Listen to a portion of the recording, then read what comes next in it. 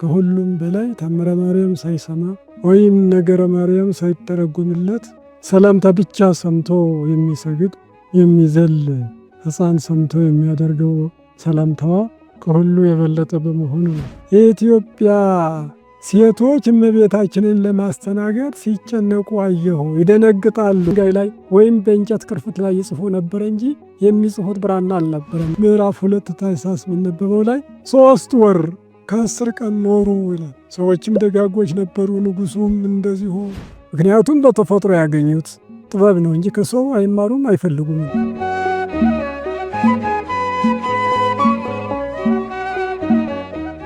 በስመ አብ ወወልድ ወመንፈስ ቅዱስ አሐዱ አምላክ አሜን። እግዚአብሔር አምላካችን በመላእክት የሚመሰገን በምድር በደቂቀ አዳም የተመሰገነ ይሁን። የእመቤታችን የቅድስት ድንግል ማርያም ቃል ኪዳን ልጆች፣ የጻድቃን የሰማዕታት የደናግል መነኮሳት ወዳጆች፣ ሕዝበ ክርስቲያን ዓለም ያላቸው የእግዚአብሔር ሰላምታ ይድረስላችሁ። እንደምን ሰነበታችሁ?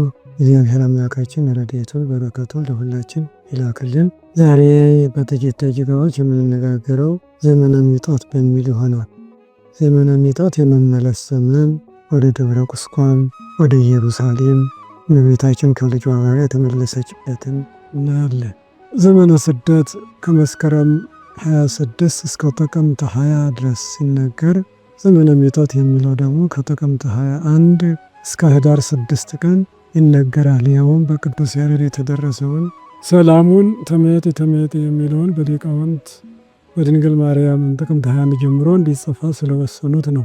ስርወ ቃሉ ተመየጥ ተመየጥ ሰላመ ሰጣዊት ሆነራ ብቻ ሰላመ መኃልየ መኃልይ ምዕራፍ 7 ቁጥር 1 ላይ የምናገኘው ነው። ሰላም ሰጪቶ ሰላም መላሽቶ ሆይ በአንቺ ሰላምን ተድላ ደስታን እናይ ዘንድ ተመለሺ ተመለሺ። እንተኑ ትንየጽሩ በእንተ ሰላመ ሰጣዊት፣ ስለ ሰላም ሰጪቱ ምን ታያላችሁ? እንተ ትሄውፅ እምረክሙ ለማህበር፣ እንደ ነቢያት እንደ ካህናት ጉባኤ ሸንጎ የሆነውን ከሩቅ የምትጎበኘውን እንደ አሚናዳብ ሆራታቲሃ ዘበስም ወለተ አሚናዳብ፣ እንደ አሚናዳብ ልጅ አካሄድዋ እንዳማረች በአካሄድ የምትጎበኘውን ነውን? ይላል ቅዱስ ያሬድ። እንግዲህ ይህ ተመየጥ ተመየጥ ሰላመ ሰጣዊት ዘሩ የተዘዋወረ ነው። ሰጣዊተ ሰላም ማለት ነው። ሰላምን የምትመልሽ ሆይ አንቺ ሰላምን ፍቅርን እንድናይ ተመለሺ ተመለሺ፣ ወደ ሀገርሽ ተመለሺ ብሎ ሶሎሞን አስቀድሞ በትንቢት የተናገረው ቃል ነው። ይህም የእመቤታችን ሰላምታ ከሁሉ በላይ ተወዳጅና ተፈላጊ በመሆኑ ዘትታምህኒ ሶበ ሰማዕኩ ቃለኪ ባለች ጊዜ ኤልሳቤጥ ሰላም ስትይኝ ቃልሽን በሰማሁ ጊዜ አንፈራዘ ጓልቦ ውስተ ከርሴ፣ በሆዴ ውስጥ ያለው ጽንስ ዘለለ ብላለች። ጽንስ የሚቀሰቅስ ማለት ነው።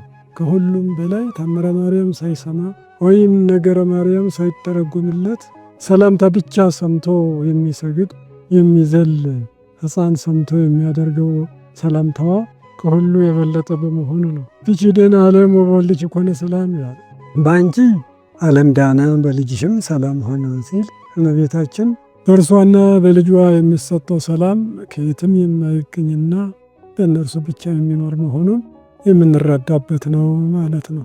እና በዚሁ አይነት ስለ እመቤታችን ተመየጥ ተመየጥ ብሎ ሲናገር ሶሎሞን ስለ እግዚአብሔር ወልድም ደግሞ እንዲሁ ይነግረናል። መኃልየ 2:1 ጀምሮ ስናነብ ቃል ወልድ ሆየ ናሁ ውእቱ መጽአ እንዘ ይቀነጽ ማእከለ አድባር ወያንበሰብስ ዲበ አውግር ይመስል ወልድ ከመ ይጠል ወከመ ይኃየል ውስተ አድባረ ቤቴል ይላል።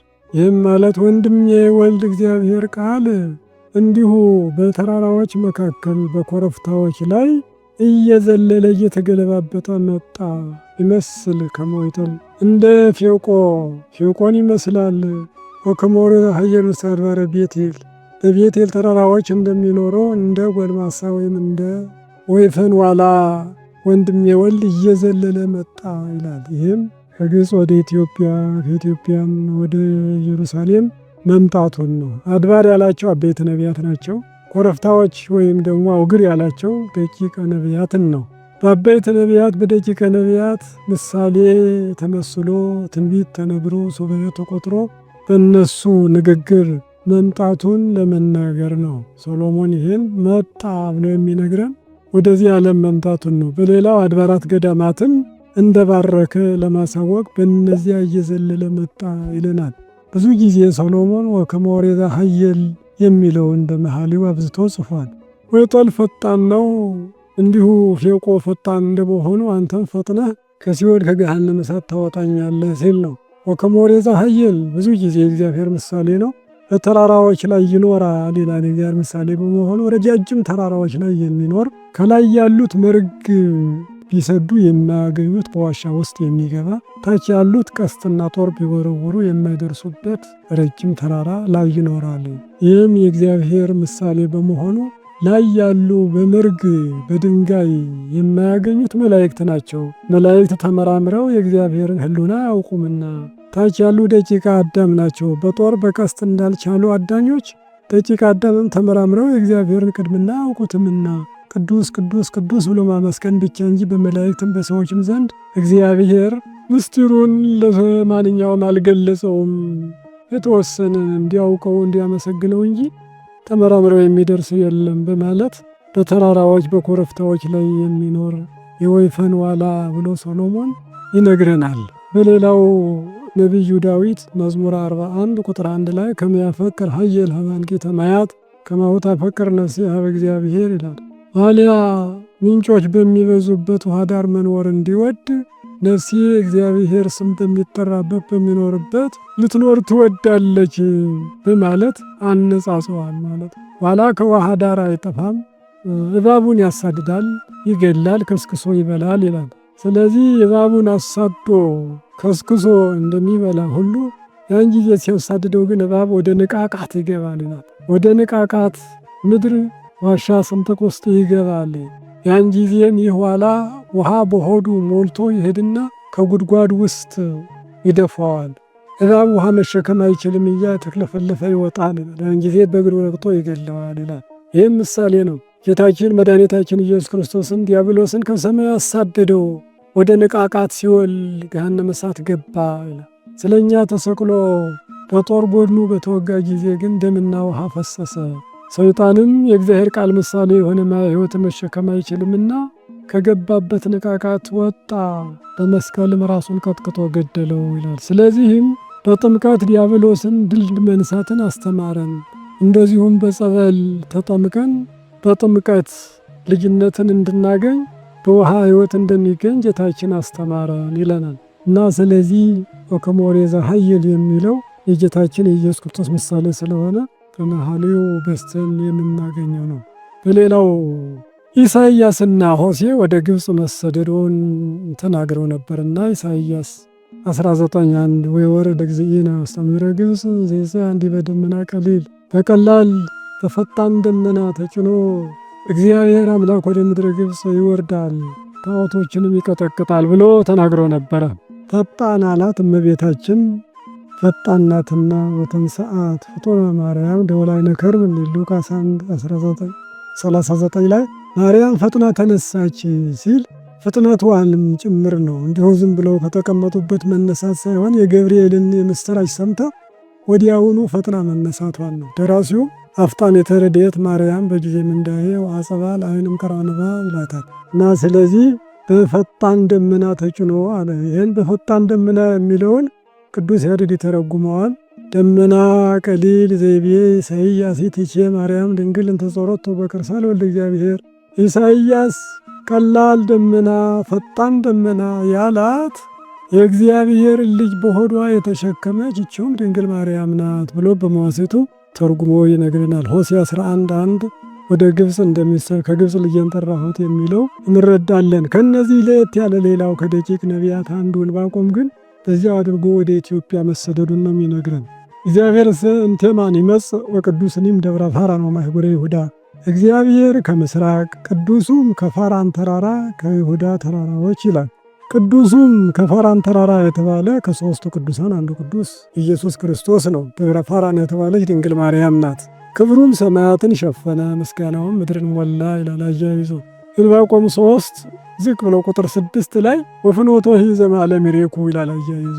ወፍኖቶሂ ዘእምዓለም ይሬኩ ከዓለም በፊት ዓለምን እምኀበ አልቦ ሀበቦ ፈጠረ ሲሉ ሰማሁ። አንድም ወፍኖቶሂ ዘእምዓለም ይሬኩ ከኢየሩሳሌም ወደ ግብፅ ከግብፅ ወደ ኢትዮጵያ የተሰደደበትን ረጅም መንገድ አየሁት። በፈኖቶ ዘማለም ሬኩ አየሁት ካለ በኋላ አይጻዳተ ኢትዮጵያ ይደነግጻ አይጻዳቲሆሙ ለብሔረ ምድያን የኢትዮጵያ ድንኳኖች ሲጨነቁ አየሁ ይላል። የኢትዮጵያ ድንኳኖች ያላቸው የኢትዮጵያ ሴቶች ለማለት ነው። እመቤታችንን ደፍተራ ፍጽምት ዘጳውሊ እንዲላት ሌሎችንም ቅዱሳት አንስት ድንኳኖች በሚል ይጠራልና በዚሁ የኢትዮጵያ ድንኳኖች ሲጨነቁ አየሁ ያለውን ዕንባቆም ያለውን አባ ጊዮርጊስ በመጽሐፈ ምስጢር ምንባበ ልደት ላይ የኢትዮጵያ ሴቶች እመቤታችንን ለማስተናገድ ሲጨነቁ አየሁ። ይደነግጣሉ። ይደነግጻ ማለት ከአምልኮ ጣዖት ወደ አምልኮተ እግዚአብሔር፣ ከገቢረ ኃጢአት ወደ ገቢረ ጽድቅ ለንስሐ ፈጥነው ይመለሳሉ፣ ከኦሪት ወደ ወንጌል ይመለሳሉ ማለት ነው ብሎ ተርጉሟል። የኢትዮጵያ ሴቶች እመቤታችንን ምን ያህል ተቀብለው እንዳስተናገዷት በዚሁ አያይዞ ነው ሶፎንያስ 3:10 ላይ ወያመጻ ሊተ ቁርባኔ አዋሊድ ዝርዋት እማይዶ ታፍላገ ኢትዮጵያ ይላል። ከኢትዮጵያ ወንዞች ማዶ የተበተኑ የሚማልዱኝ ሴቶች ልጆች ቁርባኔን ያመጡልኛል አለ። ይሄ የትኛው ቁርባን ነው ቢሉት ሶፎንያስ የጻፈው ንግሥተ ሳባ ማክዳ ለቤተ መቅደስ የሚገባውን ለቤተ መንግሥት የሚገባውን አንደኛ ነገሥት ምዕራፍ 10 ላይ ያለውን ወስዳ ነበርና ያንን ለታቦቱ የሚገባውን ወያመጻ ሊተ ቁርባኔ አለ። በሌላውም ደግሞ እመቤታችን ወደ ኢትዮጵያ ስትሰደድ ቅዱሳት አንስት ያቀረቡላትን ቁርባን ብሎ ሶፎንያስ ጠራ ብለው ተርጉመውታል። እንግዲህ ንግሥተ ኢትዮጵያ ህንደኬ ሐዋርያት ሥራ 8:27 ላይ ጃንደረባዋን ወደ ኢትዮጵያ እንዲሰግድ መላኳ ይህ እጅ መንሻ ነው፣ ቁርባን ነው እና ማክዳ በብሉይ በሐዲስ ኪዳን ህንደኬ ኢየሩሳሌምን ተከታዮቻቸውን ልከውና ራሳቸው ደርሰው መስዋዕት በማቅረባቸው ከኢትዮጵያ ወንዞች ማዶ አለ። የኢትዮጵያ ወንዝ ማን ነው? ቀይ ባህር የኢትዮጵያ ነው የነበር፣ አባይ የኢትዮጵያ ነው አሁንም። እና በእነዚህ መካከል የሚገኙ ሴቶች ቁርባኔን ያመጡልኛል በማለት ሶፎንያስ ከዕንባቆም ጋር ተባብሮ እናገኛለን ማለት ነው። አይጻዳቲሆሙ ለብሔረ ምድያን የምድያም ሀገሮች አውራጃዎች ይላል። አውራጃ ያመጣል። አውራጃ ያለው የኢትዮጵያ ገዳማት አድባራትን ነው ብሏል። ይህ ምድያም ሙሴ የተሰደደበት ነው። ዘጸአት 2 ቁጥር 11 ጀምሮ እስከ 16 ላይ ምን ይላል? የምድያም ካህን ዮቶር ይላል። ወደዚያ ነው የተሰደደ። ሙሴ ዕብራዊና ግብፃዊ ሲጣሉ አይቶ ለዕብራዊው ረድቶ ግብፃዊውን ገድሎ ባሸዋ ቀብሮ ነበረ። በነገታው ዕብራዊና ዕብራዊ ሲጣሉ አይቶ ደግሞ እናንተ ዘመዳማች ናቸው ለምንድን ነው ቢለው ትላንትና ገድለህ እንደቀበርከው ልትገድለኝ ትፈልጋለህ? አለቃና መኮንን ማን አደረገህና ብሎ በመናገሩ ይህ ነገር ከታወቀማ ይገድለኛል ፈርዖን ብሎ ከግብፅ ወደ ምድያም ተሰደደ ይለናል። አይጻዳቲሆሙ ለብሔረ ምድያም ያላት ይችና አባይን ፈለግ ይዞ ጣና ባህር ላይ ያረፈ ይላሉ። አእምሮ ንጉሴ እንደጻፉት ቅርአት በሚል መጽሐፋቸው ላይ ዘርዝረውታል። ጣና ባህር ከሰነበተ በኋላ ቀስ በቀስ ወደ ላይ ሲወጣ በጥንቱ ምድያም በአሁኑ መዳጄ በተባለችው ቦታ ላይ አረፈ። እቺን መዳጂ የተባለችው ለደጋ ቅርብ ለቆላ ቅርብ ግን ከጉድጓድ ውሃ ቆፍሮ አውጥቶ በገንዳ እየቀዱ ያጠጡ ነበረ።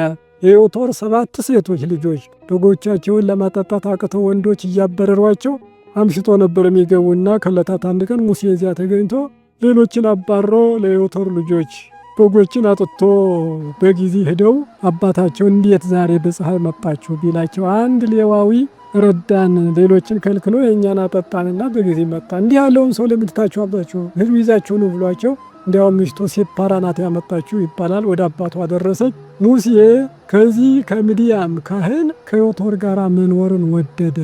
በዚያች በምድያም ሲኖርም ልዩ ልዩ ጥበብ ተምሯል። ከጥበባትም አንዱ ብራና መፋቅ፣ መጻፍ፣ መጠረዝ። እነዚህ ከዮቶር በፊት በክርታስ ይጽፉ ነበር ያለ። ክርታስ ማለት የእንጨትን ቅርፊት ልጠው አብኩተው በአለት ላይ አስጥተው ሲደርቅ ያ ክርታስ ተብሎ ወረቀት ይጻፍ ነበር። ወይም በድንጋይ ላይ ወይም በእንጨት ቅርፊት ላይ ይጽፉ ነበር እንጂ የሚጽፉት ብራና አልነበረም። ዮቶር ግን የሞቱትን እንስሳት በግ፣ ፍየል፣ ፈረስ፣ በቅሎ ሳይቀር በውሃ እየነከረ ቁርበታቸውን ብራና መፈቅን መጻፍንና መጠረዝን ለሙሴ አስተማረ ይላል። ሰረገላ ታቦር በተባለ መጽሐፍ መሪር አማን በላይ እንደጻፉት 330 ገጽ ላይ በስፋቱ እናገኛለን። ከዮቶር ከምድያም ካህን ሙሴ ጥበብን ሁሉ ተማረ። ሙሴ ብልህ መሆኑን አይቶ ልጁ ሲፓራንም ሰጠ። ከእርሷም 2 ልጆች ወለደ፣ ጌርሳምና አልዓዛር ይባላሉ ተብሎ በዚህ በመጽሐፉ ተጽፏል። አሁን በተጠቀሰው ምዕራፍ ዘጸአት 2 ላይ እና በዚሁ ሙሴ በዚያ ሲኖር ነው እንግዲህ ዘመዶችን ለማውጣት እግዚአብሔር በጠራ ጊዜ ሄዶ ባለቤቱ ሲፓራ ወይም ደግሞ ኢትዮጵያዊት ሄዳ ድንኳን ሲጸልዩ ሴቶች ማርያም እህተ ሙሴ ጥቁሪቱ ከኛ ጋር እንዴት ትጸልያለች ትውጣልን ብላ ለአሮን ነገረች። አሮንም ለሙሴ ከምነግር ለኢትዮጵያዊት ብነግር ይሻላል ብሎ ለኢትዮጵያዊት ውጪ ሰዎች አልፈልጉሽምና ብቻሽን ሆነ ጸልይ አላት። እርሷም ጎበዝ ጠንካራ ነበረችና አንተ አሮን ራስህና እህትህ ማርያም መውጣት ትችላላችሁ፣ እኔ አልወጣም፣ የእናንተ አምላክ የኔም አምላክ ነው፣ አልወጣም ብላ እንዲህ ስላለች ሴቶች ታመሱና ተቸገሩ ይላል። ነገር ግን አሮን እየዞረ ዕጣኑን ሲያጥን የዕጣኑ ጢስ ማርያም ፊት ላይ ያረፈና ለምጽ ወጣባት። ያን ጊዜ አሮን ሮጦ ሄዶ ለሙሴ ነገረና እህታችን እኮ እንዲህ ብላለች ጸልይላት አለ። ሙሴ ጸልዮ አድኗታል። ግን በዚህ የምናየው ኢትዮጵያዊት ዘኍልቍ 12 ቁጥር 2 እስከ 15 የምናገኘው ነው። 7 ቀን ታግተዋል፣ ከጉዟቸው ቁመዋል። ሱባዔ ይዛለችና ሱባዔ ይዛ ሙሴ ጸልዮላት አዳናት እንጂ እግዚአብሔር ግን ምንድን ያላት ማርያም ለምን ሙሴ ላይ አንጎራጎርሽ? ሌላው ነቢይ ቃል በሕልም በራእይ እናገራለሁ፣ ሙሴ ግን ቃል በቃል አፍ ባፍ እናገረዋለሁ የዘር መልክ ያያል ተብሎ ተጽፏልና ብሎ ማርያምን እንደገሰጻት እናያለን። ለኢትዮጵያውያን እግዚአብሔር እንዴት እንደረዳና እርሷም የእናንተ አምላክ የኔ አምላክ ነው እንዳለች በዚያ ላይ ጽፈዋል አይምረው ንጉሴ ማለት ነው። እና በዚሁ አይነት በዘጸአት 18 ላይ የምናገኘውም የአባቷ የዮቶርን ታሪክ ከዚሁ የምድያም ካህን የተባለው ከዚህ ተነስቶ ሄዶ ነው እንግዲህ እርሷን ልጆቿን ለመጠየቅ በሄደበት መስዋዕት አቅርቦ ሙሴ ያደረገውን ታምራት አድንቆ ከጊዜው በኋላ ሙሴ የሚፈርደውን ሲያይ ከጠዋት እስከ ማታ ሕዝቡ ወረፋ ይዞ እሱ እንዲሁ ተቸግሮ ሲያይ ሙሴ አንተ የምታደርገው ምንድን ነው? መልካም አይደለም። ሕዝቡ ውስጥ ለምን ይቸገራል? ሰዎችን እምነት ያላቸውን ረብ ጸብ የማይወዱትን ብልሆችን ሰዎች ሹምላቸው።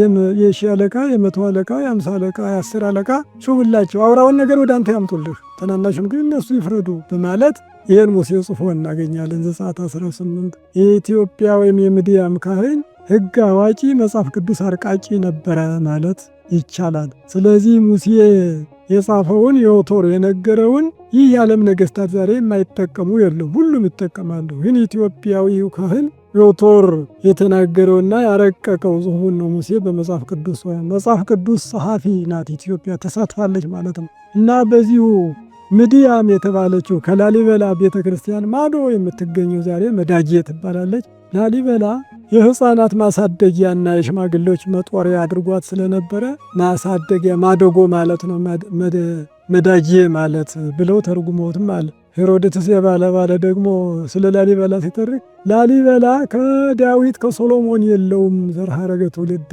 የእርሱ ሐረገ ትውልድ ከአሮንና ከአሮን በወለደው በዮቶር ካህነ ምድያም ዘር ነው።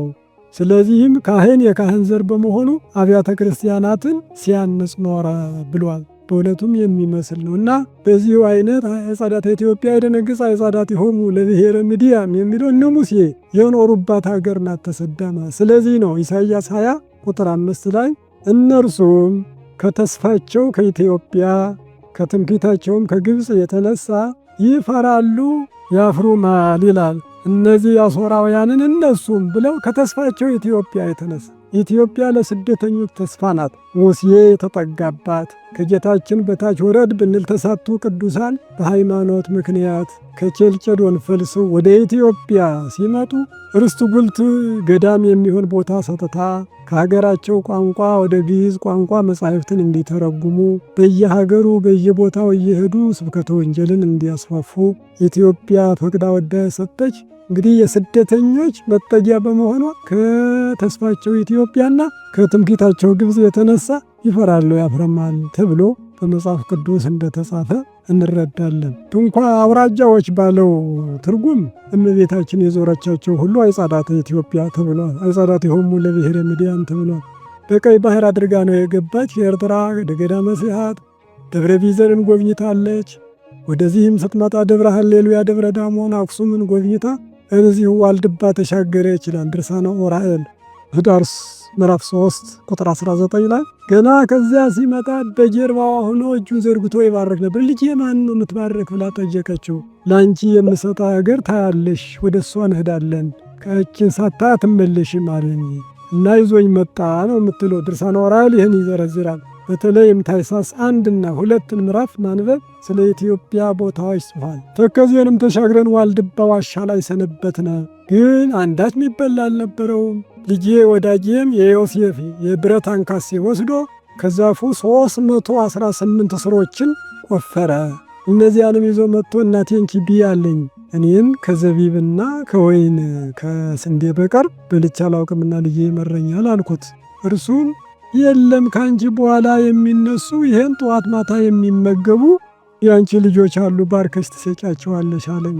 ስለዚህ ቀምሳ ባርካ ነው። ስደትን ብቻ ሳይሆን የሚመገቡትንም ዛሬ ቋርፍ የሚባለውን በዋልድባ መነኮሳት የሚመገቡትን እመቤታችን ቀምሳ ባርካ ሰጠችው እንደሆነ ድርሳነ ዑራኤል በዚሁ ይነግረናል ማለት ነው። ታኅሳስ ምዕራፍ 1 ላይ 18 ቁጥር ላይ እናገኘዋለን። ስለዚህም ተሻግረው ጎንደርን አልፎ ደግሞ ጣና ባሕር ደግሞ ምዕራፍ 2 ታኅሳስ የሚነበበው ላይ 3 ወር ከ10 ቀን ኖሩ ይላል። ሰዎችም ደጋጎች ነበሩ። ንጉሱም እንደዚሁ ሰግዶ እንዲሁ ፈቅዶ በዚያ ተቀመጡ፣ ከእንግዲህ ወዲህ ወዲህ እንዳትሄዱ ብሎ በሰላም እንዳስቀመጠና 3 ወር ከ10 ቀን እንደተቀመጡ ድርሳኑ ይነግረናል። ከዚያ በፊት ገዳሙ ገዳመ ሳፍ ይባል ነበረ።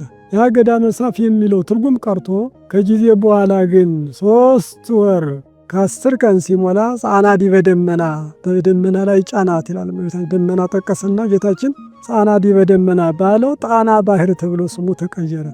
ጣና የተባለው ጻና ያለውን ወስደው ምዕመናን ጣና ባሕር ብለውታል። ከዚያን ጊዜ ጀምሮ በዚሁ ጻና ካለው የተወሰደ ጣና ተብሎ ይጠራል። እመቤታችንን ከዳር እስከ ዳር አዙሮ ኢትዮጵያን እያሳየ ይህ ሁሉ ተራራ፣ ይህ ሁሉ ሸንተረር ኮረብታ በስምሽ አብያተ ክርስቲያናት ይሰራሉ፣ በዚች ሀገር ሳሊለነ ቅድስት የሚል አይጠፋም፣ እኔንም እስከ ዕለተ ምጽአት ወልድ ዋሂድ የሚል አይጠፋም። ስለዚህ አገሪቱን ርስት ጉልት አድርጌ ሰጥቼሻለሁ። አዎ ሕዝቧን ደግሞ አስራት በኩራት አድርጌ ሰጥቼሻለሁ። ይቺ ሀገር እስከ ዓለም ፍጻሜ ድረስ የእግዚአብሔር ምስጋና የማይታጎልባት ነው ብሎ ባርኮ ለእመቤታችን ቃል ኪዳን ገባላት ይላል ድርሳነ ዑራኤል። እንግዲህ ያ ሁሉ ተራራ ባንዘልቀውም ዙሪያውን አጠቃላይ የኢትዮጵያ ተራራ እያነሳ እያብራራ የሚነግረን ትልቁ ታሪክ የምናገኘው እዚሁ ነው።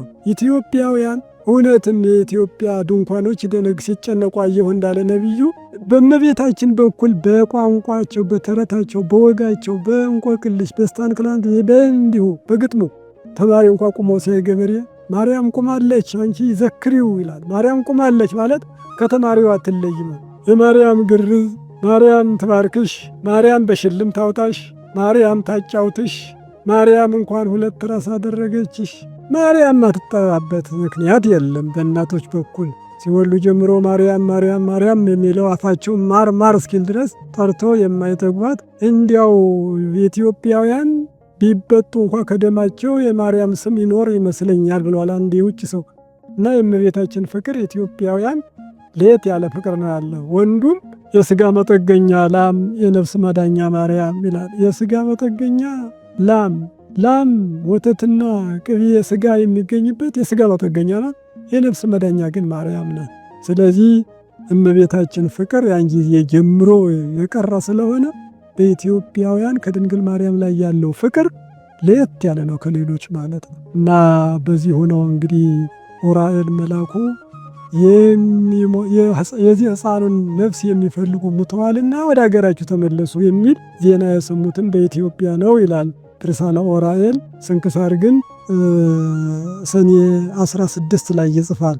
በዚሁ በድርሳነ ዑራኤል ጥር 18 ዑራኤል ነገራቸው ይላል። በስንክሳር እንደተጻፈው ሰኔ 16 ላይ እናገኛለን። ሰኔ 16 ጀምሮ እስከ ህዳር 6 ስንቆጥር 4 ወር ከ25 ቀን ነው። ስደቱም እንደዚሁ እኩል ነው። ጥር ታኅሳስ 30 ጀምሮ እስከ ግንቦት 24 ባተ ግብፅ ድረስ ስንቆጥር 4 ወር ከ25 ቀን ነው። ስደቱም መልሱ ምላሹም እኩል ነው ማለት ነው። እና ስለዚህ ወናሁ አስተርአዮ መልአከ እግዚአብሔር በሕልም ለዮሴፍ በሕልም ተገልጾ እስመ ሞቱ ዘያስቦ ለነፍሰ ዝንቱ ሕፃን የዚህ ሕፃን ነፍስ የሚፈልጉ ሙተዋልና እናቱንና ሕፃኑን ይዘ ወደ እስራኤል አገር ሄድ አለው መልአኩ ይላል። እዚያች ወዲያውኑ ዮሴፍ መታዘዝ ነው። እግዚአብሔር ያደለው ሰው ስለሆነ ወዲያውኑ ታዞ ጉዞውን ቀጠለ ነው። ከኢትዮጵያ ወደ ደብረ ቁስቋም እንደገና ወደ ግብፅ ነው የወረዱ። እንግዲህ በዚህ ወደ ግብፅ ወርደው እዚያ እንደደረሱ ቁስቋም ነው። ነቢዩ ዳዊት ደግሞ ይነግረናል። ወመርሆሙ ፍኖተ ርቱዐ ከመ ይሁሩ ፍኖተ ሀገሮሙ የሀገራቸውን መንገድ ይሄዱ ዘንድ የቀና መንገድ መራቸው። መዝሙር 106 ቁጥር 6 ላይ ወመርሆሙ ፍኖተ ርቱዐ ከመ ይሁሩ ፍኖተ ሀገሮሙ የሀገራቸውን መንገድ ይሄዱ ዘንድ መራቸው። ንግሩ ፍኖቶ ለእግዚአብሔር ንግሩ ምህረቶ ለእግዚአብሔር እግዚአብሔር ቸርነት ንገሩ በማለት አብራርተው ይነግረናል። በሌላውም ኦፍኒ ረከበት ላቲ ቤተ ወማይነቅን ሀበታ ነብር ጎሊሃ መዝሙር 83:3 ላይ ኦፍ ቤቷን ለራሷ አገኘች፣ ማይነቅም ገላገልቶቿን የምታስቀምጥበት አገኘች ብሎ ኦፍ ጻዳ ርግብ ጻዳ ይላታል እመቤታችንና ኦፍ የተባለች እመቤታችን ቅድስት ድንግል ማርያም ናት። ኦፍ ብዙ የሚያስተምረው ስላለ ነው። ነቢዩ ዳዊት ኦፍ ሲል ጌታችን ደግሞ በማቴዎስ 6:27 ላይ ምን ነው የሚለው? የሰማይ ወፎችን ተመልከቱ ነው። ተመልክተን ምናገኝ ከነሱ የምንማረው ስላለ ነው። ዝም ብሎ ተመልከቱ አይልም። ጎጆ መስራት የጀመረች ኦፍ ናት፣ ወይም ደግሞ ለሰዎች ጎጆ መስራትን ያስተማሩ ኦፎች ናቸው ይባላሉ። ምክንያቱም በተፈጥሮ ያገኙት ጥበብ ነው እንጂ ከሰው አይማሩም አይፈልጉም። ሰዎች ግን በዋሻ እንደኖሩ ነው የምናውቀው። ዘፍጥረት 19:31 ላይ ሎጥ ከልጆቹ ጋር በዋሻ ኖረ። ከጊዜ በኋላም አብርሃም ከጨርቅ ድንኳን ሰራ።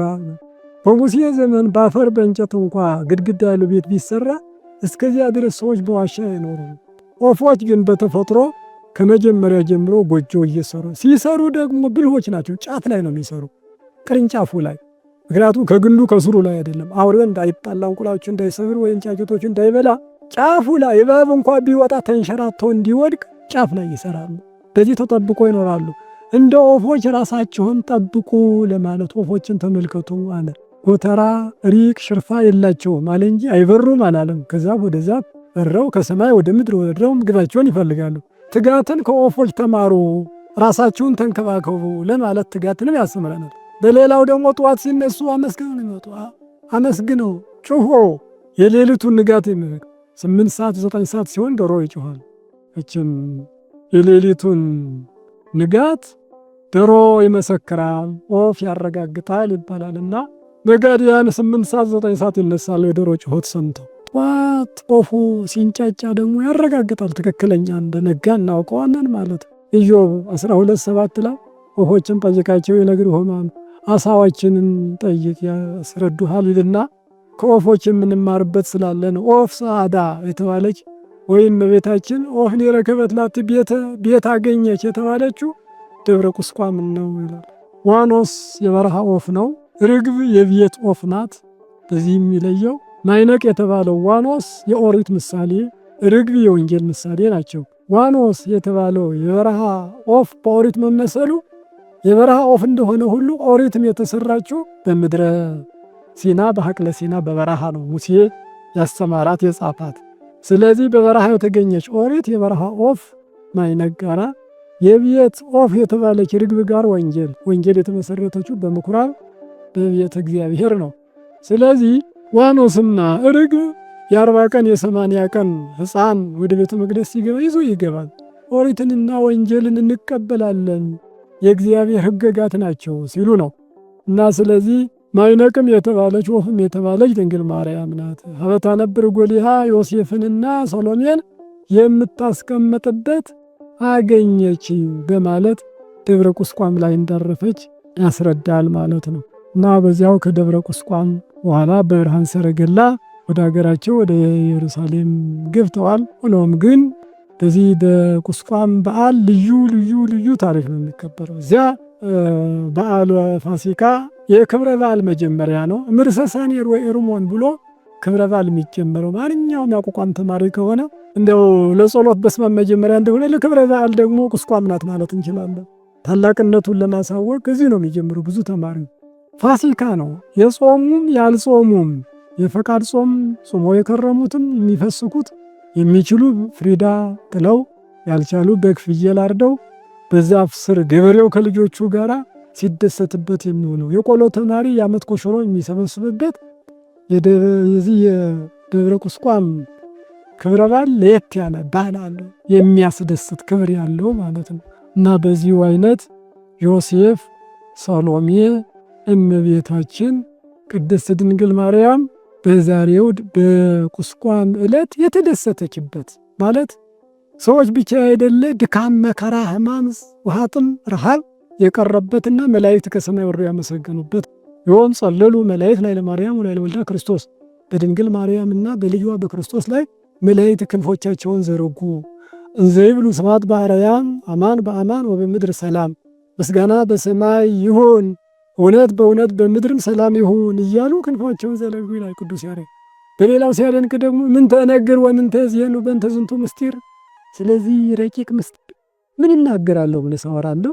እስመ ኀደረ ልዑል ውስተ ደብረ ቁስቋም እስመ ማርያም ድንግል ጽርሐ አርያም አይፈዱ የተባለለት እግዚአብሔር ወልድ ከጽርሐ አርያም ወርዶ በታናሽቱ ደብረ ቁስቋም ተራራ ላይ ከዘባነ ኪሩቤል ወርዶ በዘባነ ማርያም ታዝሏልና ስለዚህ ምስጢር ምን እናገራለሁ እሱ ብሎ መቶ ነው እንጂ ብሎ ቅዱስ ያሬድ የሚያፈልቀው ምስጢር ቸግሮት እሱ ብሎ ያደንቀዋል። ምክንያቱም ዓለምን በእጁ የያዘ አምላክ ሰማይን ያለ ምሰሶ ያቆመ ምድርን ያለ ካስማ የዘረጋ እግዚአብሔር በዚያች ታናሽ ተራራ ላይ አደረ ማለት እጹብ ድንቅ በሥጋ መወሰኑ የቅዱስ ያሬድ አስደንቆት ሌሎችም እንዲደነቁ አድርጎ በድርሰቱ እያሸበረቀ ይነግረናል።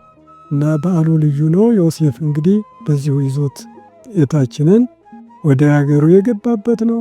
በዚህ በዓል ስናከብር የሚደግሱት ብቻ ሳይሆን ድሆችን ማንኛውም እንዲበላ ደግሞ እንዲጠቀም ለድሆች መጠየቅ ማስረዳት፣ እንዲሁ እግዚአብሔር የሚወደው እመቤታችን የምትወደው በውሃ ጥም በረሃብ ጊዜ እነሱ የተፈተኑበትን ሲጾሙ የከረሙ ቢሆን ሌሎች ለድሆች ማካፈልን ነው።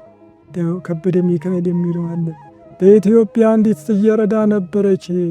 እርሷም ጠውልጋ እጇን ዘርግታ ባለጸጋ የሆነ ደመናን እባክህ ምላሴን ማርስበት ትንሽ ዝናብ ስጠኝ ብላ ለመነች ይላል። እሳቸው የተሰጣቸው ስለሆነ በግጥም ነው የሚገልጹት። እኔ በንባብ ልግለጽ። እቺ የተወለገች ጽጌረዳ እጇን ዘርግታ ባለጸጋ ደመናን ለመነች። ደመና ግን እያጉረመረመ አሁን ጊዜ የለኝም፣ አሜሪካንም አውሮፓንና እንግሊዝን ሀገር አጠጥቼ ተመልሼ ስመጣ እሰጥሻለሁ ብሎ አልፏት ሄደ። ኋላ ኑሮ ሲመለስ እቺ ጽጌረዳ ደርቃ ኮርኳ ብላ ጠበቀችው። አይ ብትጠጣ ትጠጣ፣ ባትጠጣ እንደፈለጋት ነው ጠይቃ የነበረኝ ልስጥ ብሎ ምነው ትንሽ እንኳ ቢሰጥ ቦፉን አወረደው። ነገር ግን ከስሩ ነቃቅሎ ወደ ባህር ወደ ወንዝ ጨመራት። ባህሩም ተቀብሎ ወደ ውቅያኖስ ጣላት ይላል። እንደዚህ ሆነ። ያቺ ጽጌረዳ ድሃ ሰው ማለት ነው። ድሃ ሰው አስቀድሞ ሲጠወልቅ፣ ሲራብ፣ ሲጠማ፣ ሲታመም መርዳት አልፎ እንደሄደው ባለጸጋ ከባለጸጋ ጋር ነው፣ ድሃ ከድሃ ጋር ነው። እንደዚች ያቺ ስትለምን አልፏት እንደሄደ እኛም ኢትዮጵያውያን የሚለምን ሰው አንረዳም፣ የታመመውን አናሳክምም። ነገር እሳ ኋላ ታመመ ሞተ የተባለ እንደሆነ ገንዘቡ ይረግፋል። ሰውየው ያ ደመና ዝናሙን ጎርፍ እንዳወረደው ሁሉ ሞተ ከተባለ ሰው በድንጋጤ ይሄ ለንፍሮ ይሁን፣ ይሄ ለድንኳን መትኪያ፣ ይሄ ደግሞ ለመቀበሪያ ይሁን እየተባለ ወደ ጎርፍ መቃብር ለማስገባት ሽሚያ። ያን ጊዜ ሳይሆን መርዳት፣ ሰውን መርዳት ገና ሲራብ ሲጠማ በካባ ያለ ረሃብ በዳባ ያለ ጽጋብ ማን ያውቃል እና ማንኛው ካባ ያለበሰው ሁሉ ጥጋበኛ ሳይሆን በጎረቤት ያለ ረሃብተኛ አውቆ ባይለምንም እንኳ መርዳት መስጠት እንዳለ ነው ይህ ሊቁ የሚነግሩን። ጽጌረዳ አይደለችም፣ ሰው ነው። ደመናም ባለጸጋ ነው። አካባቢዋ እያለ እየለመነች አልፎ የሄደ ኋላ ግን ከሞቶች በኋላ መርዳት አንችልም። እኛ ሁላችንም ለልቅሶ ብዙ ሰው እንሰበስባለን፣ ብዙ ገንዘብ እንጥላለን። ሰው ሲታመም ሰው ሲቸገር ግን አንረዳም። እገሌ ተቸግሯል ተብሎ እኮ የተሰበሰበ የለም። ወይም ደግሞ እገሌ ታሟል ተብሎ በስብሰባ የተጠየቀ የለም። ሲሞት ብቻ ግን ወደ መቃብር ለማስገባት መሰብሰቡ የማይጠቅም እንደሆነ የሚነግረንና በክብረ በዓላት እንደዚህ ያለውን እንድንጠይቅ ይነግሩናል ማለት ነው አባታችን። እዚሁ ይብቃን፣ ይቆየን። ሰላም እግዚአብሔር ከሁላችን ጋር ይሁን። ሰላም ነው።